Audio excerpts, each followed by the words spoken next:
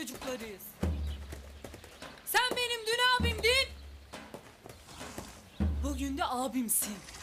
Benim yolum uzun. Ben okuyacağım. Kocaman adamsın sen. Kendine göre bul, kendine göre. Bir daha karşıma çıkma. Ya abim kal ya da seni hiç tanımam. Tiyatro mektebinde okumuş gibisin. Dilin hayli uzun. İyi bildin. Okulda piyeslerde az oynamadım. Yoluma çıkma. Seni tanımam. Seni tanımam emmoğlu. Babam niye sudan çıkmadı? Baban gelecek, merak etme. Babam gelmeyecek. Sudan da çıkmayacak.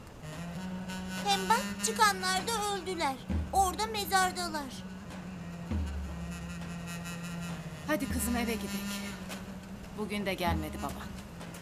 Siz gidin, ben gelmeyeceğim. Babam gelecek. Bak Berçin. Hadi gidelim, baban gelmeyecek. Köprü olmayınca baban gelmeyecek.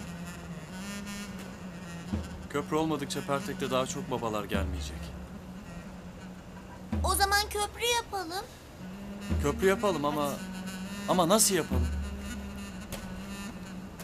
Herkesin babası gemiyle geliyor. Herkesin babası gemiyle gelmiyor. Gemi batıyor. Diyeceğim o ki bu kadın iki öksüzle ne alacak? Söyle ağzındaki baklayı. Derim ki Zeyno'yu kaynı Arafat'a verin. Zeyno evinde gelin kalmalı. Evinden kovalayan mı var? Şimdiden vızır vızır. İsteyenler kapıya dayanmış. Ulan Allahsız. Bir daha duymayacağım ulan. Hadi bakalım hadi fazla ya. konuşmayın araba kalkıyor hadi. Hadi. bakalım güle güle güle güle. Arafat! Arafat! Arafat! Arafat benimle niye konuşmuyorsun? Benim yaram zaten derin. Benim kadar bilmen bu acıyı. Sen benim kardeşimsin. Çocuklarım neyse ben seni de öyle bildim. Bunlar ne yaparsa yapsın. Bu yanlış töreleri geri teptireceğim. Ama ancak beni dinlersen. Sana küsen kim? Benim ablam. Yengem değil, benim ablamsın. Yetmezmiş gibi acımız. Bunların yaptıkları beni daha da yaraladı. Ben bu yüzden yüzüne bakamam.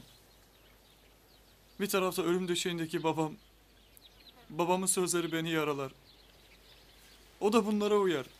Ya başımı alıp gitmek istiyorum buralardan. Hiçbir yere gitmiyorsun. Beni dinlersen aklımızla bunları yeneriz. Benim canım kardeşim. Ben evimde yaşamak, çocuklarımı büyütmek istiyorum. Beni iyi dinle. De canımı vereyim. Ablan sana kurban olsun.